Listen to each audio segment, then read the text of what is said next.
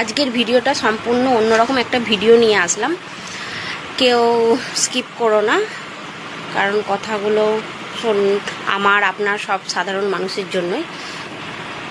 অনেকে বলতে পারছে না, আমি বলছি যেহেতু আমার সাথে ঘটনাটা ঘটছে। তো অন্নপূর্ণা যোজনা নিয়ে এখন যা যা চলছে, যার যার ঢুকেছে তার তো খুবই ভালো কথা, যাদের ঢুকেনি তাদের হয়ে, অতি সাধারণ মানুষ জনগণের হয়ে আমি কিছু কথা বলতে চাই।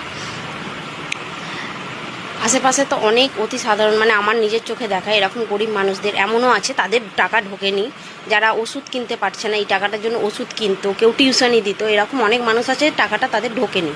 আবার এমন মানুষ আছে, সরকার কিন্তু বলেছিল যে যারা সরকারি আওতায় আছে, যেমন অঙ্গনারী, আশাকর্মী, এরকম যারা আছে তাদের এই প্রাপ্যর টাকা পাবে না, যেহেতু তারা সরকারির একটা টাকা পায়। কিন্তু সেরকমই মানুষ আছে, অঙ্গনারীতে কাজ করছে, তার সরকারি মাইনে ঢুকছে, তাদের টাকা ঢুকছে, কিন্তু অতি গরিব মানুষ যারা, তাদের কিন্তু টাকা ঢুকছে না। এটা কেন?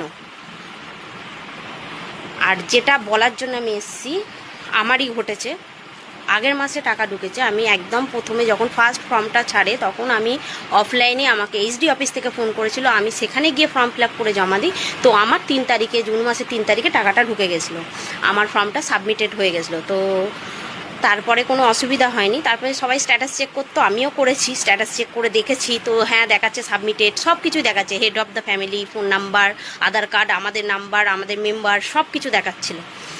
এ মাসে যখন জুলাই মাসের 1 তারিখে টাকাটা আমার ঢুকলো না, তখন আমি স্ট্যাটাস চেক করছি। জুন মাসের 27-28 তারিখ করে আমাকে কিন্তু ভেরিফিকেশানের জন্যও ফোন করেছে। আমার কিন্তু ভেরিফিকেশানও হয়েছে, আমি সব কিছু গিয়ে জমা দিয়েছি, আবার নতুন করে জেরক্স করে জমা দিতে বলেছিল, যা যা জিজ্ঞাসা করেছে জমা দিয়েছি, সব কিছু করে এসেছি। তারপরে যখন 1 তারিখে টাকাটা ঢুকলো না, আমি আবার নতুন করে 3 তারিখে স্ট্যাটাস চেক করছি, তখন আমার ফর্মটা পুরোপুরি ফাঁকা, কিচ্ছু দেখাচ্ছে না, পুরোপুরি ফাঁকা। তো পোর্টালে একবার উঠে গেলে এরকম আবার হয়, আমার তো জানা ছিল না যে ফর্মের সব কিছু উধাও হয়ে গেল কি করে।